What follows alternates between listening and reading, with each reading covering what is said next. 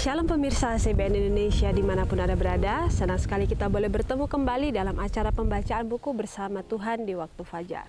Melalui buku ini dengan doa dan bimbingan daripadanya, kita dapat diyakinkan kembali bahwa pada hari yang mulia ketika Yesus datang untuk mengklaim miliknya, kita yang menunggu Tuhan akan disambutnya dengan tangan yang terbuka ke hadiratnya.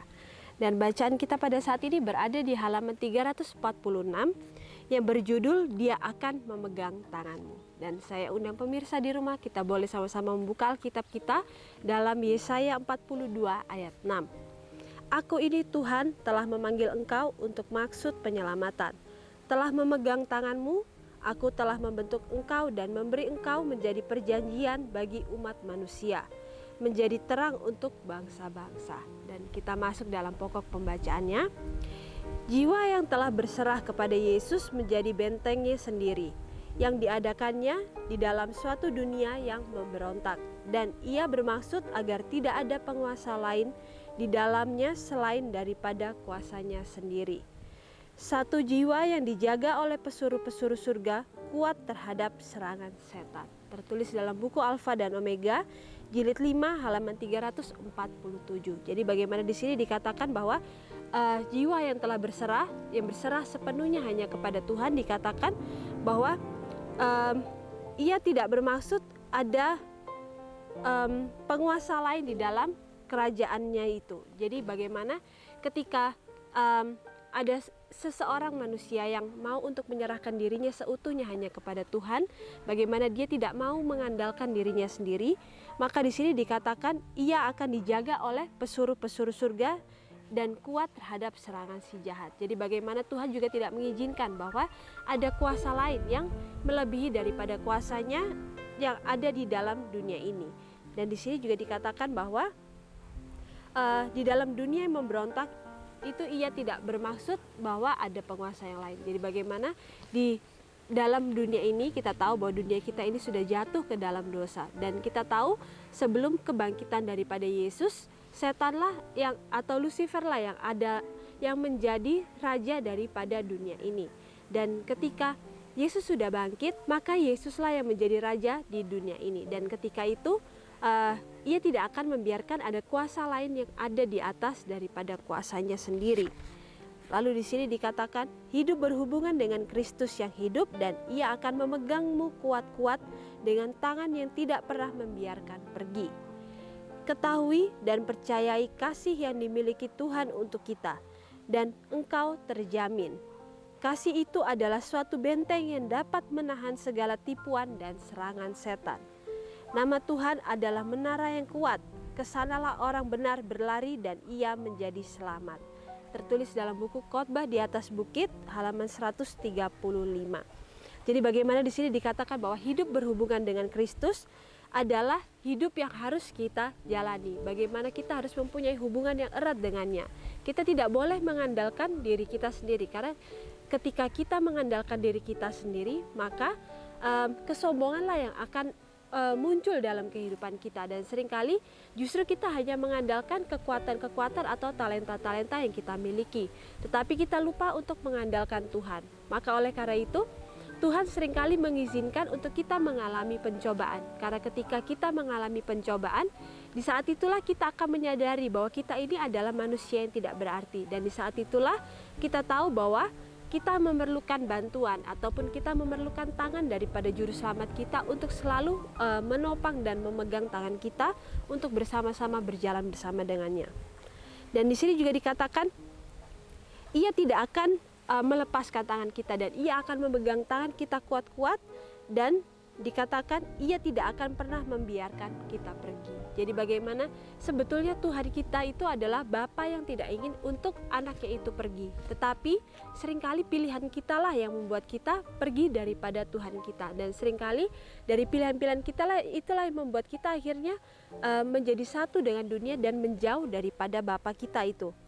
Lalu di sini juga dikatakan bahwa ketahui dan percayalah kasih yang dimiliki Tuhan untuk kita. Jadi kita harus mengetahui, kita bisa mengetahui itu melalui pembacaan firman. Tetapi pembacaan firman itu tidak akan hidup kalau kita tidak menghidupkan. Jadi itu akan lebih berarti ketika kita mau menghidupkan berjalan bersama dengan Tuhan. Dan di saat itulah kita akan mengetahui dan kita akan mengerti dan kita akhirnya akan mempercayai kasih daripada Tuhan itu, bahwa Ia tidak pernah meninggalkan kita.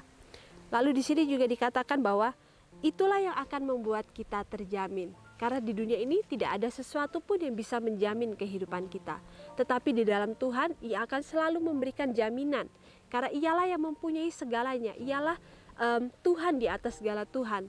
Dan Ialah Bapa di atas segala Bapa. Dan disitulah dikatakan Ia yang memberikan kepada kita itu jaminan seutuhnya. Sehingga kita tidak perlu khawatir akan kehidupan kita. Karena kehidupan kita ini adalah kehidupan yang aman jika di dalam Tuhan.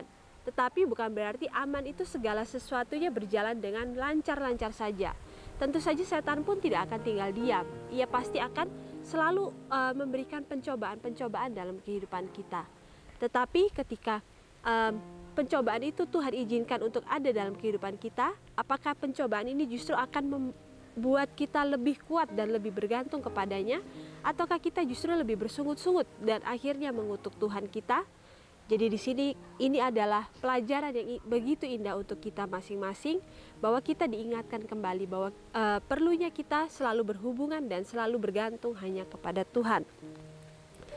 Lalu di sini dikatakan kasih itu adalah suatu benteng yang dapat menahan segala tipuan dan serangan si jahat itu. Jadi bagaimana dikatakan di sini bahwa kasih daripada Tuhan itu adalah benteng yang begitu kuat, yang tidak akan pernah goyah, dan itu kita bisa selalu meminta bantuan ataupun meminta kekuatan daripadanya. Karena kita seringkali tidak bisa membedakan mana yang tipuan setan, mana yang memang hal seperti itu. Tetapi melalui kasih dan pemeliharaan Tuhan, kita bisa meminta hikmat, bahwa kita bisa memohon pengertian ataupun pengetahuan, dan kita juga bisa mendapatkannya melalui firman Tuhan. Bagaimana kita bisa membedakan yang baik dan benar itu dengan hal yang hampir benar dan hampir baik. Jadi bagaimana setan ini selalu mengaburkan bukan yang benar dan salah, tetapi benar dan hampir benar. Tetapi kita tahu bahwa hampir benar itu tidak pernah menjadi benar. Lalu di sini dikatakan nama Tuhan adalah menara yang kuat, dan kesanalah orang benar berlari dan ia menjadi selamat. Jadi bagaimana di sini juga dikatakan bahwa nama Tuhan itu adalah menara yang kuat, dan kesanalah orang benar akan berlari. Jadi itulah tujuan kita yang akan ataupun kita mau berusaha menjadi kuat, sehingga kita akan berlari ke sana. Kita akan meminta bantuan daripada Bapa kita itu. Tidak ada yang seolah-olah lebih tidak berdaya, namun sebenarnya lebih tidak kelihatan daripada jiwa yang merasakan kehampaannya dan sepenuhnya bergantung kepada jasa Juru Selamat. Dengan berdoa, dengan mempelajari firman-Nya, dengan iman akan hadirat-Nya yang tetap, manusia yang paling lemah dapat hidup dalam hubungan dengan Tuhan yang hidup. Dan Ia akan memegang tangan mereka dan tidak akan pernah melepaskannya. Jadi bagaimana di sini dikatakan tidak ada seolah-olah yang lebih tidak berdaya, dan di sini juga dikatakan namun sebenarnya lebih tidak kelihatan daripada jiwa yang merasakan kehampaan.